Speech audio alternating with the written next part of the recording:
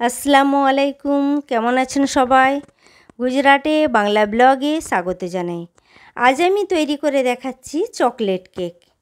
Chocolate cake তৈরি করার জন্য আমি নিয়েছি 2 কাপ ময়দা, 1 কাপ কোকো পাউডার, একটা ডিম, ছোটো বাটির 1 বাটি চিনির গুঁড়ো, এসেন্স, অল্প পরিমাণ বাটার, ছোটো গ্লাসের 1 গ্লাস দুধ, বেকিং সোডা এবং বেকিং পাউডার। খুব সিমিলার প্রসেসে এবং কম খরচে আপনারা এটা তৈরি করতে পারেন। ম্যারেজ অ্যানিভার্সারি কিংবা বার্থডে উপলক্ষে আর বাজারে যেতে হবে না, ঘরে তৈরি করে ফেলতে পারবেন কেক এবং কেক বানিয়ে ঘরের অনুষ্ঠানে আনন্দ উপভোগ করতে পারবেন। তাহলে দেখা যাক কিভাবে আমি তৈরি করি। ভিডিওটা স্কিপ করবেন না, পুরোটা দেখবেন, তাহলে আপনারা বুঝতে পারবেন কিভাবে কেক তৈরি করি। প্রথমেই আমি ময়দা এবং কোকো পাউডারটা চেলে নিলাম ভালোভাবে। তারপর ভালোভাবে আমি মিক্স করে নিচ্ছি যাতে করে ময়দার মধ্যে দানা দানা ভাব না থাকে এবং ভালোভাবে মিক্স করে ভালোভাবে কেকটা তৈরি করা যায়। এবার দিয়ে দিলাম বেকিং পাউডার এবং বেকিং সোডা। পুনরায় আমি ভালোভাবে মিক্স করে নিচ্ছি। যত ভালো মিক্স করা হবে তত ভালো এবং স্পঞ্জি কেকটা হবে। মিক্স করা এবার হয়ে গেছে। এবার একটা ডিম আগে থেকে আমি বাটিতে রেখেছিলাম। এবার একটা কাঁটা চামচের সাহায্যে ভালোভাবে ডিমটা ফাটিয়ে নিলাম। তারপর আমি দিয়ে দিচ্ছি অল্প পরিমাণ এসেন্স, ফ্লেভারের জন্য, ডিমের গন্ধটা যাতে না পাওয়া যায় তার জন্য। আপনারা পারলে এসেন্স স্কিপও করতে পারেন, এসেন্স নাও দিতে পারেন, এর বদলে এলাচের গুঁড়ো ব্যবহার করতে পারেন। তারপর একটা বাউলের মধ্যে ফেটে রাখা ডিমটা দিয়ে দিলাম, চিনির গুঁড়ো দিয়ে দিলাম, এবার দিয়ে দিলাম হালকা গরম করে রাখা বাটার, তারপর দিয়ে দিলাম অল্প দুধটা আমি পুরোটা দিলাম না। তারপর ভালোভাবে একটা ইলেকট্রিক হ্যান্ড গ্রাইন্ডারের সাহায্যে ফেটে নিচ্ছি। যতক্ষণ পর্যন্ত এর মধ্যে বাবল না আসে ততক্ষণ আমি ফেটে যাব। আপনারা এর বদলে অন্য কিছু ব্যবহার করতে পারেন, চামচও ব্যবহার করতে পারেন, চামচের সাহায্যে ফেটে নিতে পারেন। এবার এর মধ্যে অল্প অল্প করে মিশ্রণ দেবো আর ভালো করে এটা মিক্স করতে থাকবো।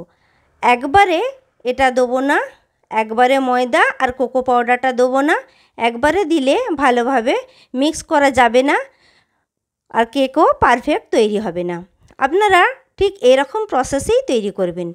বেশি গাঢ় হয়ে যাবার জন্য অল্প পরিমাণ দুধ অ্যাড করলাম, পুনরায় ভালোভাবে মিক্স করলাম ব্যাটারটা একদম পারফেক্ট তৈরি হবার জন্য।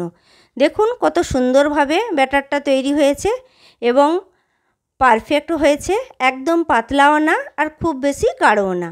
ব্যাটারটা ঠিক এই রকম প্রসেসেই আপনারা করবেন, তাহলে দেখবেন একদম পারফেক্ট এবং স্পঞ্জি হবে অনেক কেক। যত ভালোভাবে মিক্স হবে তত ভালো কেকটা তৈরি হবে। এবার কেক তৈরি করার জন্য আমি একটা এরকম প্যান নিয়েছি, আপনারা স্টিলের টিফিন বক্সও নিতে পারেন। এর মধ্যে ব্রাশে করে তেল লাগিয়ে দিয়ে ময়দা দিয়ে কোট করে নিচ্ছি। আমার কাছে বাটার পেপার নাই, সেজন্য আমি এরকম প্রসেসে কোট করে নিলাম যাতে করে ব্যাটারটা লেগে না যায় পাত্রের সঙ্গে।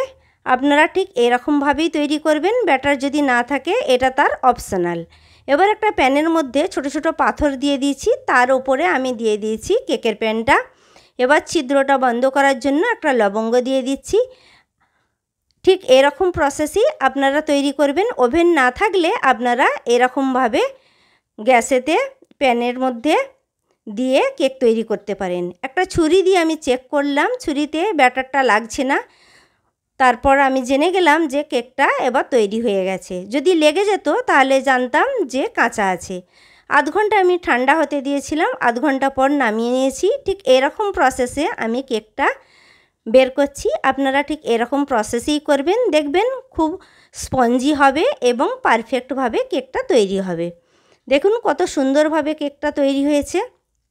চকলেট কেক বাচ্চাদের তো খুবই প্রিয়, বাড়ির সকলেই প্রিয়। আপনারা দেখুন কত সুন্দর স্পঞ্জি হয়েছে এবং জালি জালিও পড়েছে অনেক। আমার ভিডিও ভালো লাগলে লাইক শেয়ার অবশ্যই করবেন, ফলো করতে ভুলবেন না।